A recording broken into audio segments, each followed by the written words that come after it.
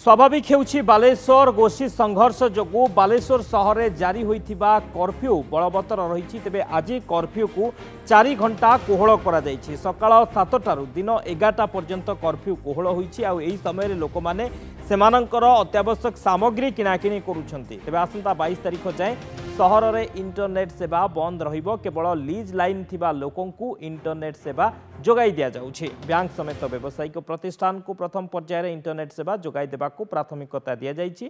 तेबे आसंता काली जाए सहरर समस्त स्कूल कॉलेज अंगनवाड़ी केन्द्र बंद रहिबो। गोटे कंपानी बीएसएफ बालेश्वर मुतयन होइथिबा बेले खूब शीघ्र आउ 5 कंपानी बीएसएफ आसिबा नै सूचना मिली। तेबे कर्फ्यू उल्लंघन करिथिबा 30 जन को अटक रखा जाइछि। गंडगोल घटना रे एजाए 45 जन को कोर्ट चालान करा जाइछि। सहर को किपरि शांति फेरिबो से नै अनुध्यान करा जाउछि। संवेदनशील अंचल गुड़िकरे पुलिस घन घन पैंतरा मारिबा सह कड़ा नजर रखिछि। गत सोमवार बालेश्वर सुनहट अंचल में 2 गोष्ठी मध्य संघर्षरु उत्तेजनामूलक स्थिति देखा देइथिला। ए संपर्क अधिक सूचना देउछंती आम बालेश्वर रिपोर्टर राजकिशोर बेहरा। कर्फ्यू कोहल होगा पर लोकों भितर बेस उत्सुकता प्रकाश पाई आज से बजार करेंगे।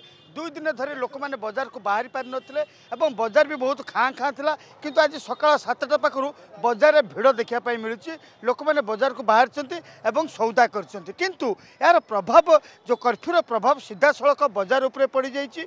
बजार पियाज दर 30 रु 35 टका, आलू दर 30 रु 35 टका पहुँच जाइए एवं पियाज दर 40 रु 50 टकर पहुँच जाइए।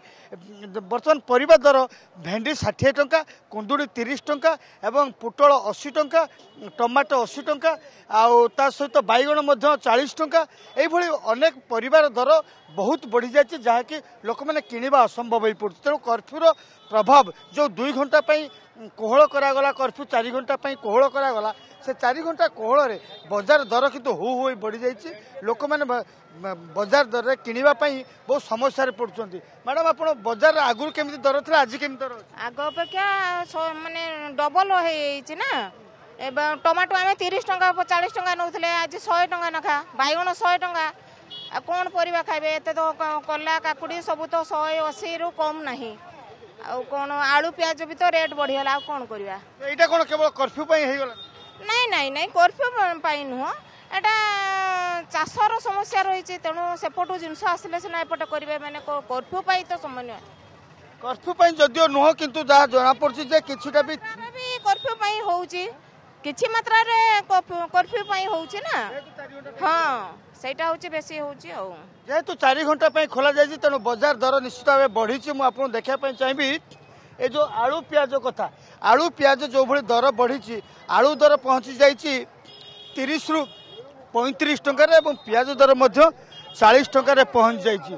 तो बर्तमान देखो जो भाई दर बढ़ी लोक मान किणापी भारी समस्या पड़ुं। लोक मैंने से किणवे समस्या भोगुंट जे एत परिबा दर बढ़ी जाइए। परिबा सहित आलू पियाज दर बढ़ी। तेणु ये समस्या लोक पड़ुं। अच्छा एत दर कहीं बढ़ी जाइए? दर बढ़ मुझे जानना भाई जिन आलू 30 टका 35 टका, प्याज बर्तमान 40, रसुण 150। दर बढ़िया माने कौन? मार्केट बंद, जिनस आसी पारनु, सब आड़े प्रोब्लेम। आउ सब मिलूनी जिनस। लोक मैंने समस्या पड़ुं जेहेतु मिल पारना सामग्री बाहर आसी पारना से समस्या निश्चित भाव लोके भोगुंट। कर्फ्यू 4 घंटा कोहल करागला कि 4 घंटा कोहल केमती रही बजार दर? बजार बहुत आज्ञा हाई होती पूरा। बिलाती केजी 100 टंका। आम साधारण जनसाधारण आम बहुत हैरान असुविधा कर। आलू केजी 40 टंका, पियाज भी 40 टंका। आलू 40 पियाज 40 परिबा दर बजार केमती रही? बहुत हाई रेट आज्ञा अच्छी। ऑर्डिनरी लोक बहुत हैरान पड़ी जाए। मिनिमम परिवार रेट आज्ञा 100 टंका 80 टंका कम ना। एटा कर्फ्यू जो आज्ञा होता कर्फ्यू जो एवं लोके बहुत हैरान पकड़। ये 2 दिन आम बंद हो कौन ट्रांजेक्शन हो पारे। बहुत कष्ट होती लोक मानकर।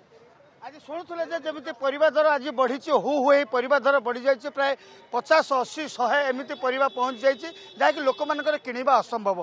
किंतु आज गोटे सूचना देवाई चाहिए जो इंटरनेट सेवा आज 10टा पर्यंत बंद थिला ताको तार अवधि बढ़ाई दि जाइए आसंता 22 तारिख सकाळ 10टा पर्यंत इंटरनेट सेवा बालेश्वर सहर में बंद रहिबो केवल लीज लाइन माध्यम लोक मानकु सेवा जोगाई दिया लीज लाइन विशेषकर बैंक एवं कॉर्पोरेट संस्था जो माने लीज लाइन ग्राहक अच्छा से केवल इंटरनेट सेवा मिलिबो किंतु साधारण सर्वसाधारण को इंटरनेट सेवा आसंता 22 तारिख सकाळ 10टा पर्यंत बंद कर दिया जाइए ता परवर्ती समय सिद्धांत ग्रहण करा जिवो जे इंटरनेट सेवा बढ़ा जिवो किंबा नहीं किंतु सीधा सड़क कर्फ्यू ये जो 4 घंटा कोहल करागला तार प्रभाव सीधा बाजार उपर पड़ी जो कि ग्राहक भितर असंतोष देखा मिली। बालेश्वर कैमरा पर्सन भवानी शंकर सहित राजकिशोर बेहरा, नंदीघोष टीवी।